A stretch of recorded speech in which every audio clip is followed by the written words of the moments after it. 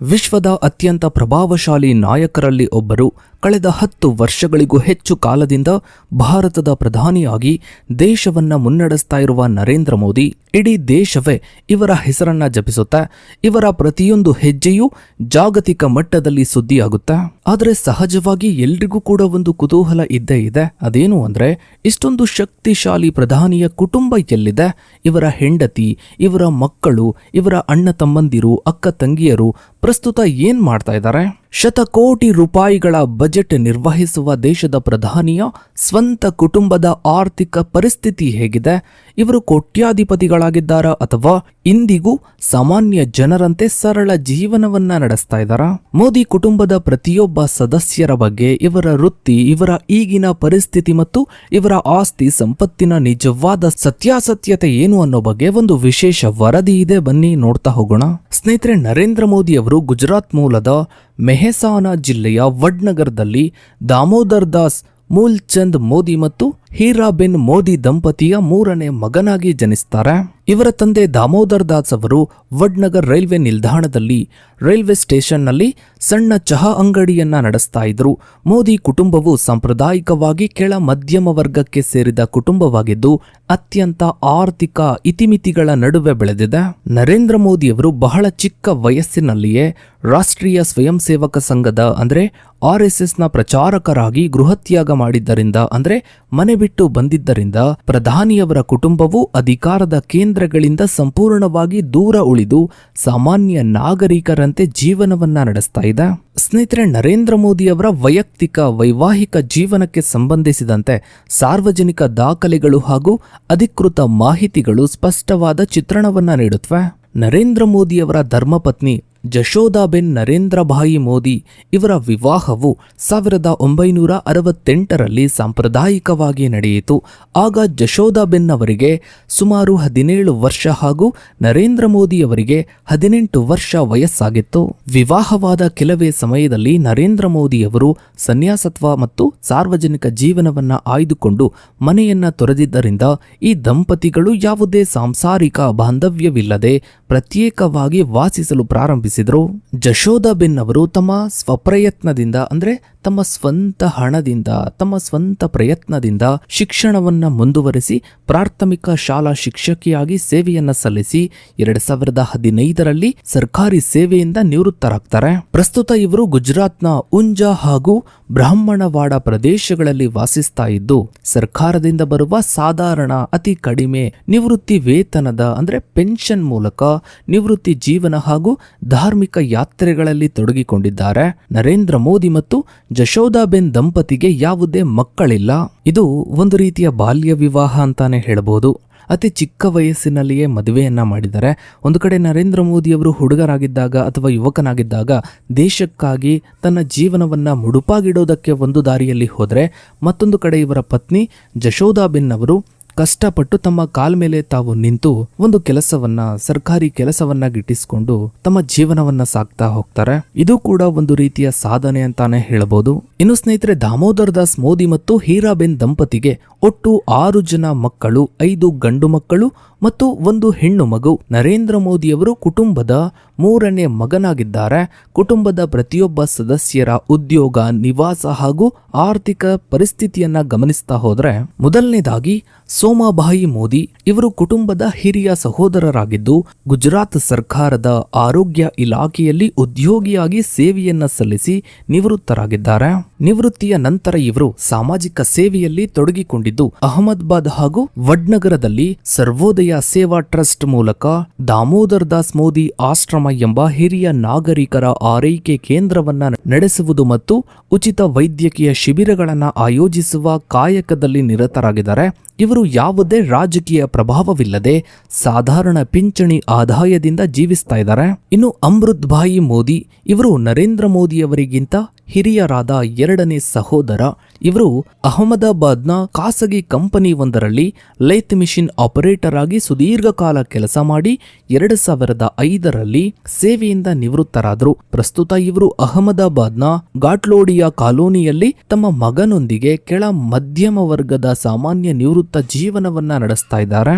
ಇನ್ನು ಪ್ರಹ್ಲಾದ್ ಮೋದಿ ಅವರು ನರೇಂದ್ರ ಮೋದಿ ಅವರಿಗಿಂತ 2 ವರ್ಷ ಕಿರಿಯರಾದ 4ನೇ ಸಹೋದರ. ಇವರು ಅಹಮದಾಬಾದ್ನಲ್ಲಿ ಸರ್ಕಾರಿ ನ್ಯಾಯಬೆಲೆ ಅಂಗಡಿಯನ್ನ ನಡೆಸ್ತಾ ಇದ್ದಾರೆ.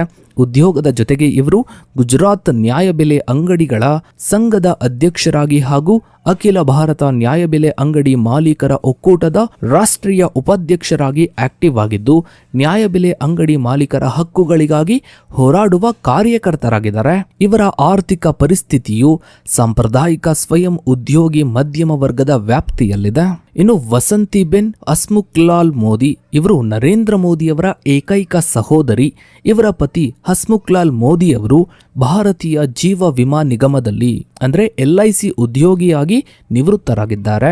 ಇವರು ಗುಜರಾತ್ನ ವಿಜ್ನಗರ್ ಪ್ರದೇಶದಲ್ಲಿ ಸಾಧಾರಣ ಸಾಲು ಮನೆಯಲ್ಲಿ ಅತ್ಯಂತ ಸರಳ ವಾತಾವರಣದಲ್ಲಿ ವಾಸಿಸ್ತಾ ಇದ್ದಾರೆ.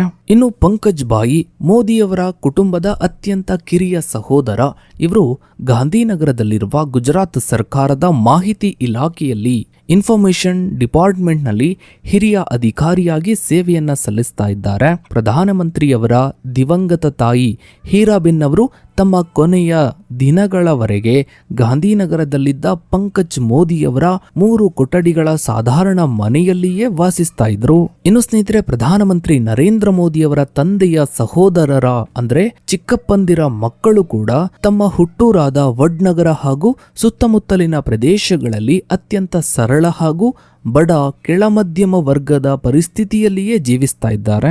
ನರೇಂದ್ರ ಮೋದಿಯವರ ಚಿಕ್ಕಪ್ಪ ನರಸಿಂಹದಾಸ್ ಮೋದಿಯವರ ಮಕ್ಕಳಾದ ಅಶೋಕ್ ಬಾಯಿ ಮೋದಿ ಮತ್ತು ಭರತ್ ಬಾಯಿ ಮೋದಿ ಅವರು ಇಂದಿಗೂ ವಡ್ನಗರದಲ್ಲಿಯೇ ನೆಲೆಸಿದ್ದಾರೆ.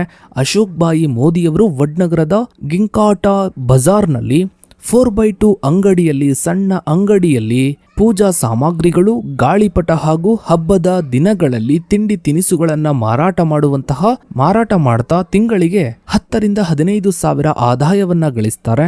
ಈ ಹಿಂದೆ ಇವರು ಮತ್ತು ಇವರ ಪತ್ನಿ ವಿಮಾಲಾ ಬೆನ್ ವಡ್ನಗರದ ಸೇವಾಶ್ರಮದಲ್ಲಿ ಅಡುಗೆ ಮಾಡಿ ಪಾತ್ರೆಯನ್ನ ತೊಳೆಯುವ ಕೆಲಸವನ್ನ ಮಾಡಿ ಜೀವಿಸ್ತಾ ಇದ್ರು. ಇನ್ನು ಇವರ ಇನ್ನೊಬ್ಬ ಸಹೋದರ ಭರತ್ ಬಾಯಿ ಮೋದಿಯವರು ಹಿಂದೆ ಲಾಲಾವಾಡ ಗ್ರಾಮದ ಪೆಟ್ರೋಲ್ ಬಂಕ್ ಒಂದರಲ್ಲಿ ಸಹಾಯಕರಾಗಿ ಕೆಲಸವನ್ನ ಮಾಡ್ತಾ ಇದ್ರು. ಪ್ರಸ್ತುತ ವಡ್ನಗರದಲ್ಲಿ ಸಣ್ಣ ಬಾಡಿಗೆ ಕೊಠಡಿಯಲ್ಲಿ ಕಿರಾಣಿ ಅಂಗಡಿಯನ್ನ ನಡೆಸ್ತಾ ಇದ್ದಾರೆ.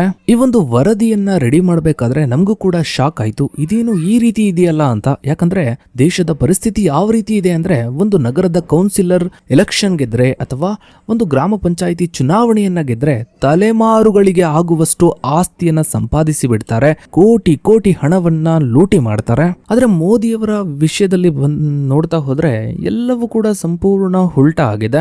ಇವರ ಅಣ್ಣ ತಮ್ಮಂದಿರು, ತಂಗಿ, ಹೆಂಡತಿ, ಕೊನೆಗೆ ತಾಯಿಯನ್ನು ಕೂಡ ಇವರು ತಮ್ಮ ಅಧಿಕಾರದ ವ್ಯಾಪ್ತಿಗೆ ಅಂದ್ರೆ ನಾನು ಆಗಿದ್ದೀನಿ ಅಥವಾ ಮುಖ್ಯಮಂತ್ರಿ ಆಗಿದ್ದೆ, ನಾನು ನಿಮ್ಮನ್ನ ತುಂಬಾ ಸುಖವಾಗಿ ನೋಡ್ಕೊಳ್ಬಹುದು ಅನ್ನೋ ಮನಸ್ಥಿತಿನೇ ಇವ್ರಿಗೆ ಇರ್ಲಿಲ್ವಾ ಅಂತ ಅನ್ಸುತ್ತೆ. ಇನ್ನು ಮತ್ತೊಂದು ಬಹಳ ವಿಚಿತ್ರ ಅನಿಸ್ತಾ ಇರೋದು, ಒಬ್ಬ ವ್ಯಕ್ತಿ ನಾನು ಅಧಿಕಾರಕ್ಕೆ ಬಂದ್ರೆ ಎಲ್ಲವನ್ನ ಚೇಂಜ್ ಮಾಡ್ತೀನಿ, ಎಲ್ಲವನ್ನ ಬದಲಿಸ್ತೀನಿ ಅಂತ ತನ್ನ ಇಡೀ ಕುಟುಂಬವನ್ನ, ತನ್ನ ಇಡೀ ಜೀವನವನ್ನ ಸ್ಯಾಕ್ರಿಫೈಸ್ ಮಾಡಿ ಅಧಿಕಾರಕ್ಕೆ ಬಂದು ಕುಳಿತಿದ್ರು ಕೂಡ ಯಾಕೆ ದೇಶ ಅಭಿವೃದ್ಧಿ ಆಗ್ತಾ ಇಲ್ಲ?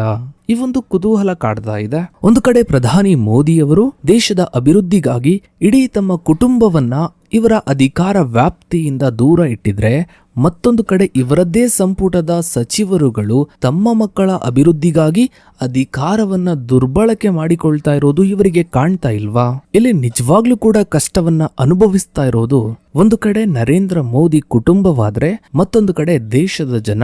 ಹೇಗೆ ಅಂದ್ರೆ, ನರೇಂದ್ರ ಮೋದಿ ಕುಟುಂಬಕ್ಕೆ ಸಾಧಾರಣವಾಗಿ ಎಲ್ಲರೂ ಹೇಳೋದು ನಿಮ್ ಫ್ಯಾಮಿಲಿಲಿ ಒಬ್ಬ ಪ್ರಧಾನಿ, ನಿಮ್ಗೇನ್ ಕಮ್ಮಿ ಅಂತ ಹೇಳ್ತಾರೆ. ಮತ್ತೊಂದು ಕಡೆ ದೇಶದ ಜನಕ್ಕೆ ಪ್ರಾಬ್ಲಮ್ ಏನು ಅಂದ್ರೆ, ನಮಗೋಸ್ಕರ ಒಬ್ಬ ವ್ಯಕ್ತಿ ತನ್ನ ಇಡೀ ಜೀವನವನ್ನ ತ್ಯಜಿಸಿ ಅಧಿಕಾರಕ್ಕೆ ಬಂದು ಕೂತಿದ್ದಾನೆ, ನಮ್ಮೆಲ್ಲರ ಜೀವನವನ್ನ ಬದಲಿಸ್ತೀನಿ ಅಂತ ಹೇಳ್ತಾ ಇದ್ದಾನೆ, ಅವನಿಗೆ ನಾವು ಮತವನ್ನ ಚಲಾಯಿಸಲೇಬೇಕು ಅನ್ನೋ ಒಂದು ಮೆಂಟಾಲಿಟಿ ನಮ್ಮೆಲ್ರಿಗೂ ಕೂಡ ಅಂದ್ರೆ ಬಿಜೆಪಿ ಬೆಂಬಲಿಗರಲ್ಲಿ ಸೃಷ್ಟಿ ಆಗ್ಬಿಟ್ಟಿದೆ.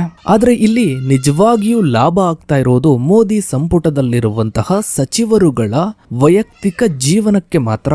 ಹೇಗೆ ಅಂದ್ರೆ, ಮೋದಿಯವರು ಇರೋವರೆಗೂ ನಾವು ಅಧಿಕಾರದಲ್ಲಿರ್ತೀವಿ, ನಮ್ಮನ್ನ ಯಾರೂ ಕೂಡ ಪ್ರಶ್ನೆ ಮಾಡೋದಕ್ಕೆ ಆಗೋದಿಲ್ಲ, ನಾವು ಆಡಿದ್ದೇ ಆಟ ಅನ್ನೋ ರೀತಿಯಲ್ಲಿ ಸಚಿವರುಗಳು ತಮ್ಮ ವೈಯಕ್ತಿಕ ಅಭಿವೃದ್ಧಿಗಾಗಿ ರಾಜಕೀಯವನ್ನ ಬಳಸಿಕೊಳ್ತಾ ಇದ್ದಾರೆ ಅನ್ನೋದು ಇಲ್ಲಿ ಬಹಳ ಸ್ಪಷ್ಟವಾಗಿ ಕಾಣುತ್ತೆ.